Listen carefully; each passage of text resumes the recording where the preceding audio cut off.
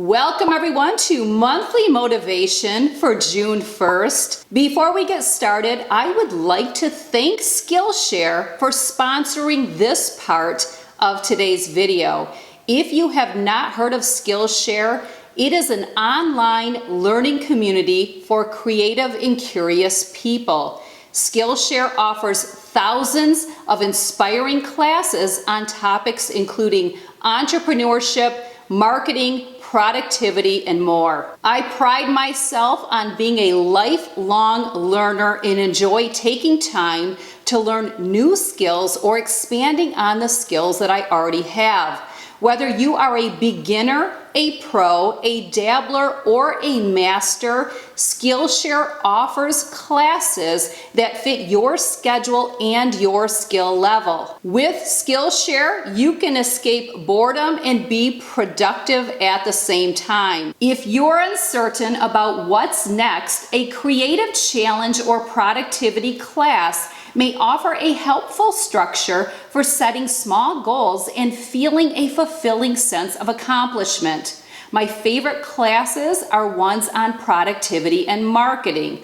Today in particular, I'm going to watch a 30-minute video on resourcefulness through personal development. Skillshare is an affordable way to learn at less than $10 a month with an annual subscription.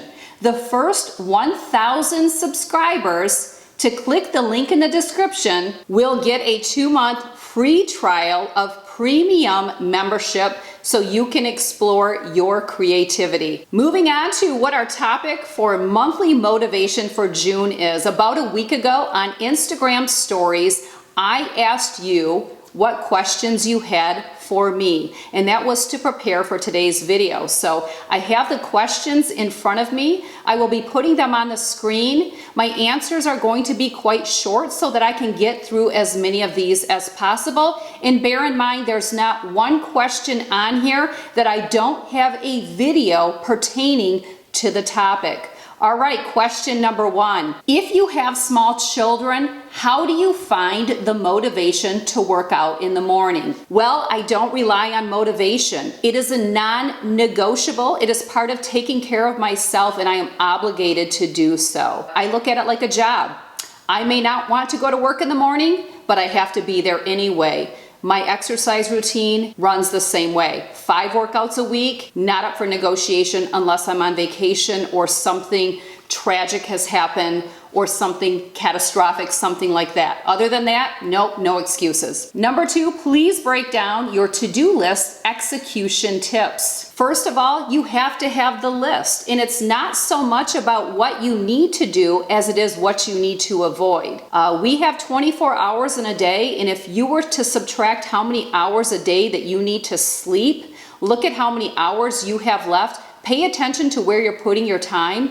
A to-do list can be very accountable, and I really encourage it, but you have to avoid the distractions to get your to-do list done. How do I break it to my close friends that I won't be the up late at night girl anymore? I don't really see this one to be too complicated because I'm a communicator. So this tells me that this person may struggle with communication in general. When we communicate, it saves us from being maybe judged or from feelings being hurt, but often we hold back from communicating. If you are not into staying up late anymore and your girlfriends are, communicate to them. Just say, I'm in a different place, no judgment. It just doesn't work for me. It doesn't serve my schedule. It's nothing personal. Just understand that's where I'm at. If anyone held that against you, my question for you is, are they your friend? How do I stop being afraid of coronavirus? What exactly are you afraid of? I would need you to expand. I'm not sure what fear is doing for you. When we are afraid of something, we have to ask ourselves that, does the fear take away the possibility of something happening? No, it doesn't. So you have to view, it's a mindset, and most things that I talk about today are a mindset. But fear accomplishes nothing. It's very counterproductive.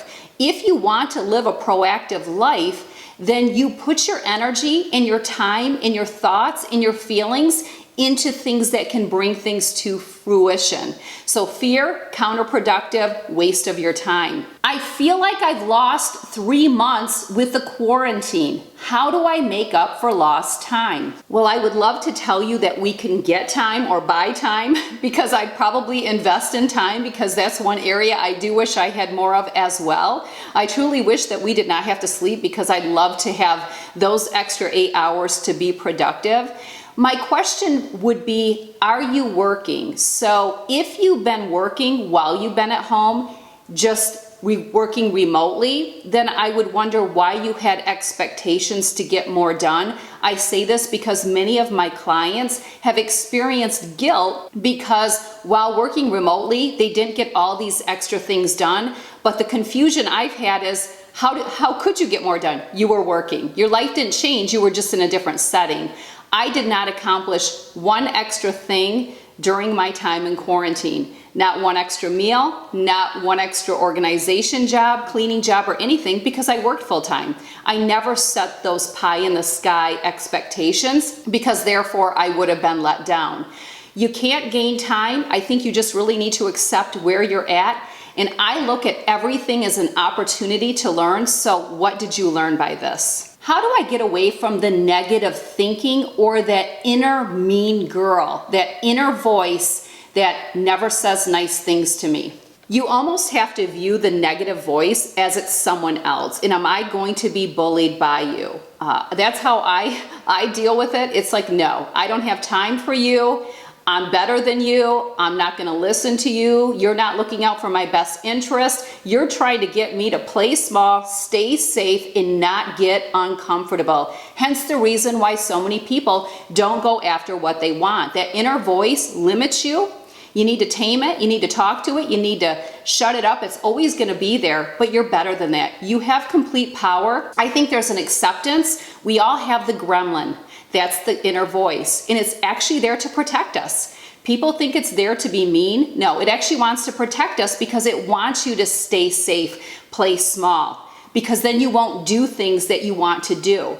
So when you have a desire to do something, but then the negative inner voice tells you you're not good enough, you're not worthy, you're not valuable, who would want to hear your message? It's because your inner voice, your gremlin, wants to protect you where it's safe. I'll take care of you. We wouldn't want you to get uncomfortable. No, you don't want to put yourself out there. Play small, stay safe. Choice is yours if you're going to listen to it. What do you like to do for fun? Well, my family is number one, but I love to travel. I love cheese boards, fine wine, anything with my kids. Family is number one, but traveling, going to quaint little small towns, not much of a beach girl. I wouldn't necessarily be a beach vacation. I like movement, I like action. I would love some hiking. I like to golf with my husband. I like to go to sporting events with him. So whatever, I love it all. Love fine wine. Yeah, sounds all good to me. How do you stay on track with your business goals on a day-to-day? Whew, it's called very well managed, okay? If you have a messy life, you're going to have a messy business. So it's really something to pay attention to. Running a business is not for everyone, and it's not about your skill. I may at some point offer a course. Definitely do a lot of coaching in this area, but I would love to also offer a course on running a business, because many people think they're skilled at something and therefore I could run a business doing that. That's not the same as running a business. Running a business is a complete separate entity. Your skill is what you're a technician at, but running a business is an entrepreneurship role, and not everyone fits the entrepreneurship category. They don't have everything that it takes. So always identify that. You have to be well managed. So take a look at your life. Are you managing your life well? If you're managing your life well, it's not that difficult to keep up with everything to do with the business, but it does take time, and you have to be very concrete on where you put your time. Just like your money, if you don't tell your money how it's going to be spent, it's going to be spent and you're not going to know where it went. Time is the same way. If you don't tell your time where you're going to invest it, time will slip away, and often it's those distractions, it's those things that you're not avoiding. Since staying home, I've gained 15 pounds. How do I not feel impatient to get it off? Really unfortunate. I'm so sorry to hear that I'm sure many people are in those shoes. Well, being impatient doesn't take the weight off, okay? So impatient is stagnant. Impatient is catabolic. That means no movement. You have to free yourself from the catabolic energy and shift into anabolic energy so that you can get away from feeling that way, because it's self-sabotaging and no action is going to take place. To take off 15 pounds takes action, mostly in the kitchen, by hand to mouth. And next, what are you doing for exercise? So throw out the impatient, get on your game and get it done. You're fully capable, you have all the power. How to create a routine for kids and stick to it these days. Perfect video. I talk about the kids' chore list. I'll have it linked below. You can get to it up here in the corner. That will help you out. Start young. Start young or you're going to have your hands full later on. Most kids that started young doing chores never even bat a lash at it. There's no negative dialogue about it because they've done it since they were toddlers. How do you get out of a rut? Yeah, not easy, is it? We all can feel you. Yeah, frustrating. Well, again, focusing on the rut that you're in is not going to get you anywhere. You're there and you certainly can get out. It's recognizing that you have power and control, and what's the opportunity here. I'm always showing up with my level 5 energy. If you want to know more about energy, head on over to my website. I have a whole page talking about it. I also coach on energy. I come from a very level 5 lens or filter, so whenever something in my life is not working, I don't let it manifest, because I know if I do, it's going to travel into other areas. I say, hey, not happy with what I've been doing, not pleased with the choices I've been making. What's the opportunity here? What can I learn from this moving forward? Can't do anything about the past. Can't go back and take the 15 pounds off. I have to do it moving forward. So many people, most people, are focused on the past, and it bogs you down. It leaves you avoiding, withdrawing, disengaging from things in life. People that are focused on the future, like myself, I let go of anything that I didn't really find that served me in my past. I took a lesson because there was an opportunity to learn, and now it's all full speed ahead. In my lane, eye on the prize. What is the most important advice you would give your younger self? Tracy, you are such a positive motivator. Well, thank you for that. Love that comment. What I would tell my younger self is how worthy and valuable she is, and that she really does have a purpose. And as soon as she can start living it, she is going to be on the path to optimal living, which is something that I love. I am truly living the life that I could only imagine. I am living right now, currently.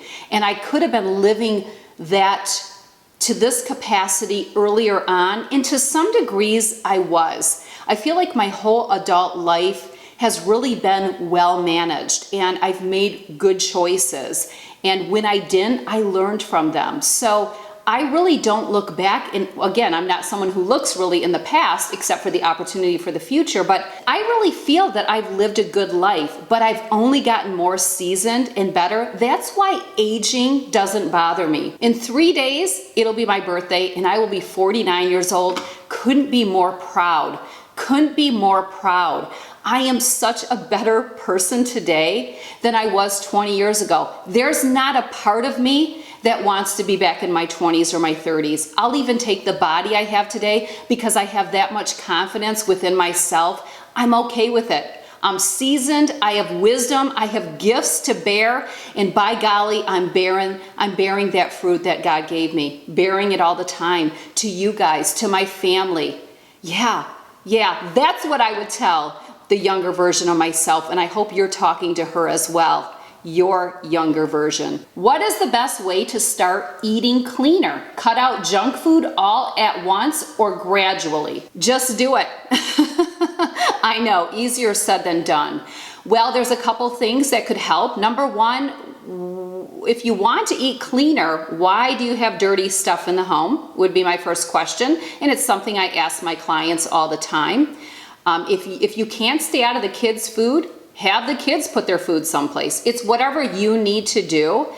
That would definitely help, because if the triggers are there, you're eventually going to cave in, usually in a stressful or emotional moment, as most of us have that tendency. I really don't have your answer, because everything is trial and error, so you could start gradually cutting out certain things. Maybe if there's something you have every single night, let's say popcorn every night or ice cream every night, great start to do that. So you could try it, see how it works. If it doesn't, adjust course. What's the opportunity here? What can I learn? That would be what I would recommend. If you knock it all out at once and it works for you, then stick with it, no matter what someone tells you. So what's funny is I'm the coach, and I have to ask you how many coaches you know, but yet I don't tell you what to do, because I don't have those answers. The answers lie within. But yet all of your friends and family will tell you what works, because they're basing off of themselves. So when people say things to you, to the positive or negative, it's not about you. A coach is looking out for you. Friends and family are answering and giving advice based off of them. So if someone tells you, you could never do that, you could never do that, makes sense, makes complete sense based off of the person that just said that to you, because they've never done anything. So of course they think you aren't capable to do something.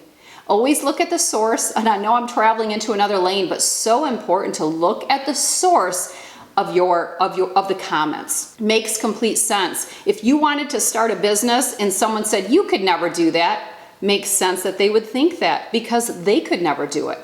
They could never do it. Has nothing to do with you. It's all about them. So always remember that. On that note, thank you for joining me today. Lots of videos will be in the drop-down box, as well as on the corresponding blog post pertaining to everything that I talked about today. It's a shame that drop-down box in those videos are not being resourced, because if they were, all of the answers were there. So check out the whole library. I know it takes time, but hey, it's Netflix or Tracy, it's your call. Jump on a cardio machine for an hour and knock out 4 videos. That's the stuff I do. You want to be productive? You have all the power. You really have all the power. Don't forget, coaching sessions always available. Every single one of the coaches on the website can help you in any topic I just shared.